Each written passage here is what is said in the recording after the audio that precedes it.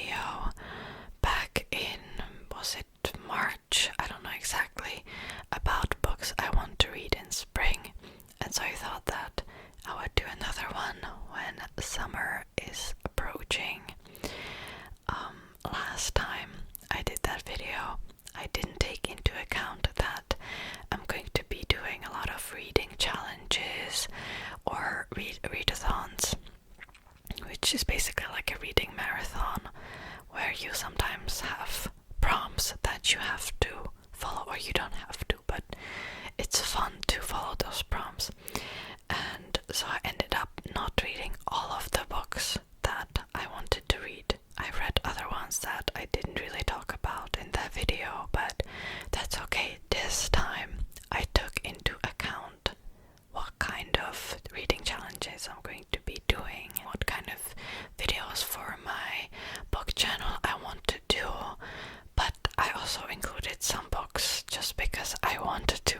These are not all the books I'm going to be reading this summer, but some of them I have put them into a chronological order that I think I'm going to follow based on like what I'm going to be reading at the moment, what I'm going to be doing. So okay, let's jump into the video.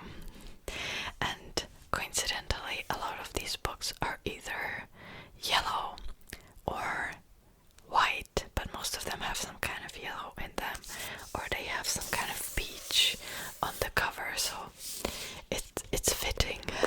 It's fitting the theme.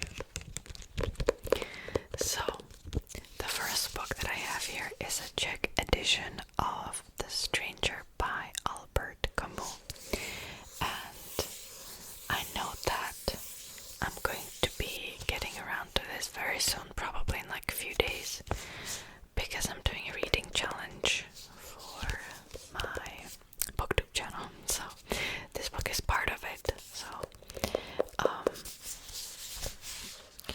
it doesn't have an English blurb, but it's basically about, it says like not that it's about nonsensical life, nonsensical murder, and the path to nonsensical death. And let me find the English blurb or synopsis, so that you would know what it's about in case you don't know. Through the story of an ordinary man unwittingly drawn into a senseless murder on an Algerian beach, Camus explored what he termed the nakedness of man faced with the absurd. First published in English in 1946, now in a new translation. Okay, well, I'm going to be reading the Czech translation anyway, so there is a beach. It fits the theme, I guess, of summer, but I'm curious to see what it's about. And I think this cover is only available for the Czech translation, which is essentially why I decided to get it in the Czech translation and not the English one. I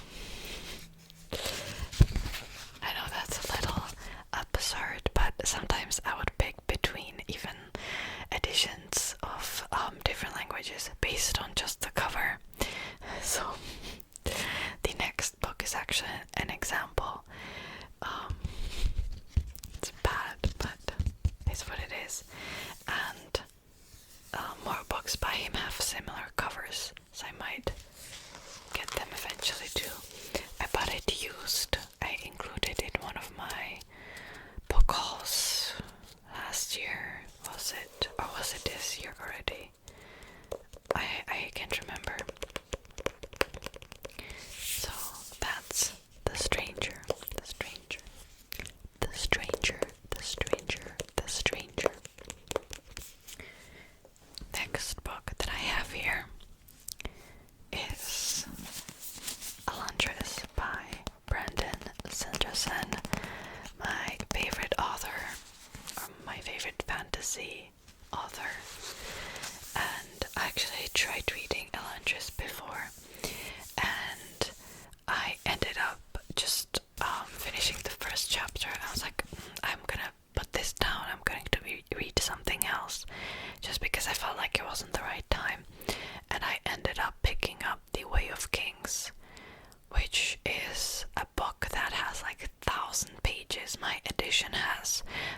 1,100 pages. And I love the book, so guess I made a good choice, and I know I'm going to continue with the series. But at the same time, I want to read Alandress finally.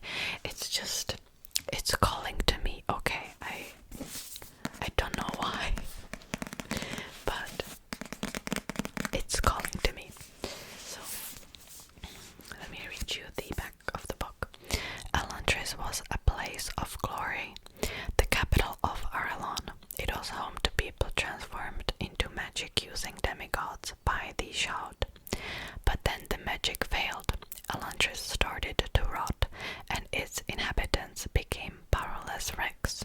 In the new capital, Kay, close enough to Alandress to remind everyone what they have lost, a princess arrives ready to seal a political alliance with a wedding and unite Teod and Ireland against religious imperialists. But Rowden, her husband-to-be, is dead. Still determined to fight for Teod and Ireland's freedom, Serene clashes with the high priest Rathan. But secrets remain in Alandress. The dead and the ruined may yet have a role to play in this new world, because magic still lives. So this is the first book that he has published, but I think it was actually his 13th book that he had written. Crazy. I mean, I don't know if I would ever want to write a book, but it makes me think you have to start writing like right now. Otherwise, you will never get better at it. And these days, I've decided to read a lot of English books too, just because I don't know if I would write the book in Czech or English. Czech would be easier, English more challenging. I don't know, but anyways. And actually I had this idea when I was 15 for a book, and I ended up not writing it, but it's still in my head a little bit. I would have to completely redo it though, because it's not good enough. And it's been 10 years, maybe it's time now. Anyways, I don't know why I'm talking about this. So, Alandress, it sounds super interesting, and by the way, I got the English cover, or the English version, because I didn't like the cover in Czech. And at that point when I bought it, I didn't even read fantasy in English, and I was like, I'm not going to understand it, what am I doing? But now I'm just like, whatever. Because I remember when I bought it, the Czech edition wasn't even available, and then it became available. I was like, I'm just gonna buy the English edition anyway. That being said, the paperback is kind of hard to read. I think it is, I don't know, it sometimes hurts to hold it open. And now it is a standalone, by the way, this is a standalone fantasy. There are also a few novellas released in the same world, but I know at some point he will continue the I don't know, series. I don't know if it will be a duology series, I don't know exactly, but for now it is a standalone. Okay. Third book is also an English book, or maybe it was translated. Let me see. Was it translated or was it not? Why it's not here?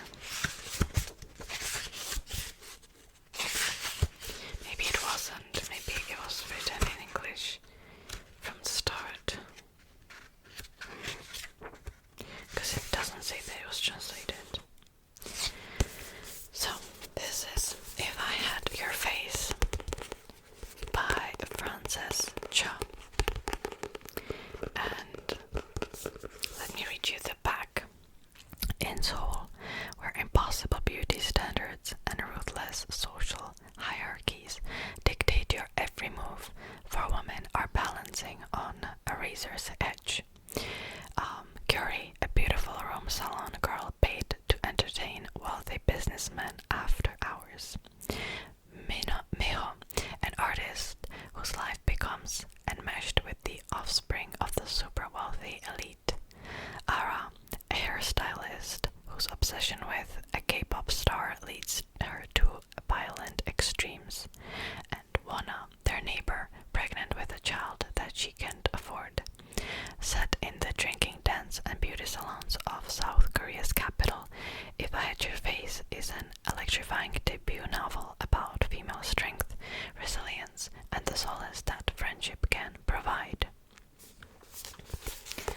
So, this book sounds super interesting, and I'm wondering how it's going to tackle the beauty standards of Korea and also this hush life of someone who works in the 18 plus industry, you could say. I don't want to get demonetized, but I've got some stories from Korea, and I remember once I accidentally went into a brothel from the main street, and it was an interesting experience. And I remember I visited like a couple of pubs or karaoke's, and I was like, something is not right here, and that's because this industry is not legal in Korea, so it only poses as pubs or karaoke sometimes. And I didn't know this until like 3 months after I was already living there, because naturally if you don't grow up in that country, you just don't know, right? I know how I would recognize that kind of thing in my home country, because I know my way around, but when you're in a foreign country, of course you don't know. It was interesting, so I'm very curious about this book, and it was recommended to me multiple times. I've heard nothing but great stuff about it. I'm also curious how they're going to tackle the Salsang, which is a fan just crazily obsessed with a K-pop idols, and they follow them everywhere, and it's terrifying, honestly. So, very interesting book. Okay.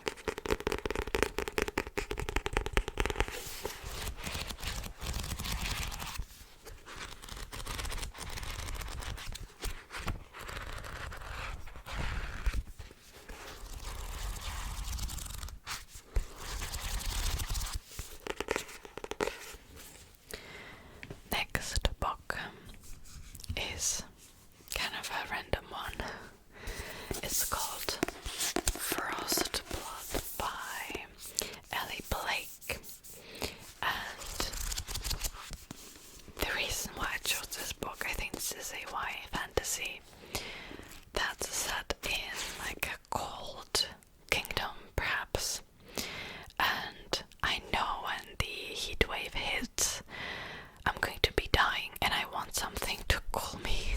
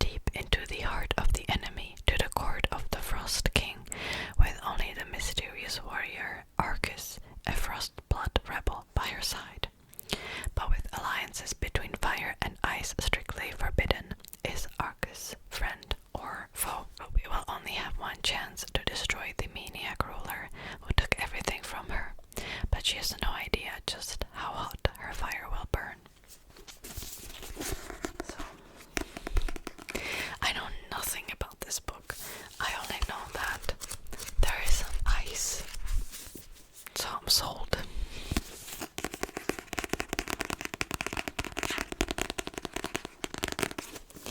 Okay, the last book, well, technically, I don't know if it will be the last or not, but is a Czech edition of Kafka on the Shore by Haruki Murakami. And there is a beach on the cover, as you can see. It has some stains on it. I don't know what happened. I'm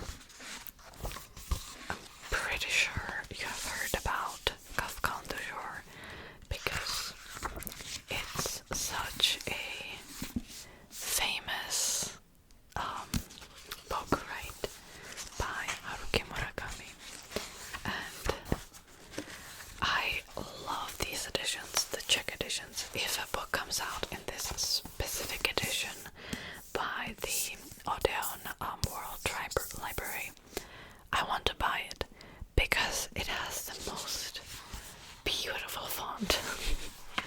I know it's pretty normal, but I just love the font. I don't know why. It's so nice to read, and I love it. I love it. I love it. It's kind of, I know it's not Times New Roman, but it kind of reminds me of it in a way. Well, actually, the English books, they also have like a similar font, but I don't know, this just but this font just looks the best. I don't know, gosh. So in case you don't know what it's about, I will read you the English synopsis. Kafka on the Shore, a tour de force of metaphysical reality, is powered by two remarkable characters, a teenage boy, Kafka Tamura, who runs away from home either to escape a gruesome Oedipal prophecy, or to search for his long-missing mother and sister, and an aging simpleton called Nakata, who never recovered from a wartime affliction, and now is drawn toward Kafka for reasons that, like the most basic activities of daily life, he cannot fathom. Their odyssey, as mysterious to them as it is to us, is enriched throughout by vivid accomplices and mesmerizing events. Cats and people carry on conversations. A ghost-like pimp employs a heckle-quoting prostitute. A forest harbors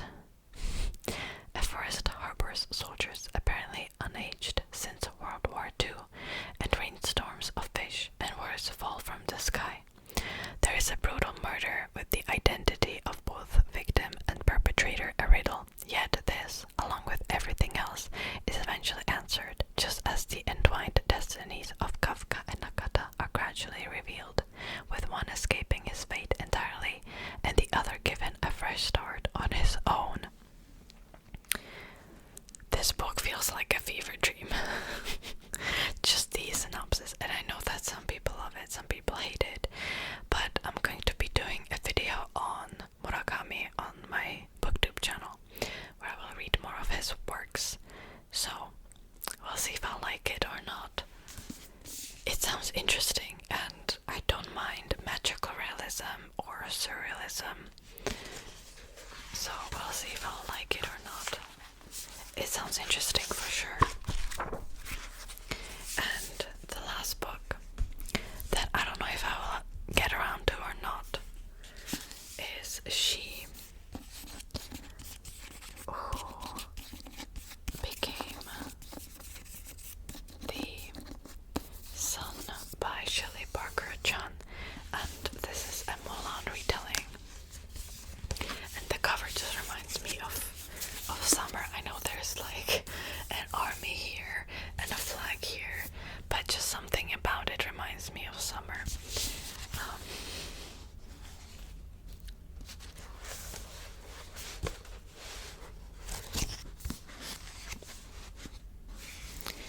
Let me read you what it's about. In a famine-stricken village on a dusty yellow plain, two children are given two fates, a boy greatness, a girl nothingness.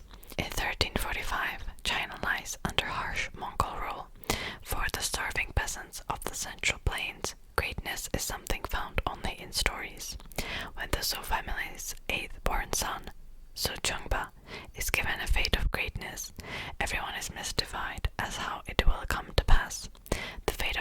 happiness received by the family's clever and capable second daughter, on the other hand, is only expected.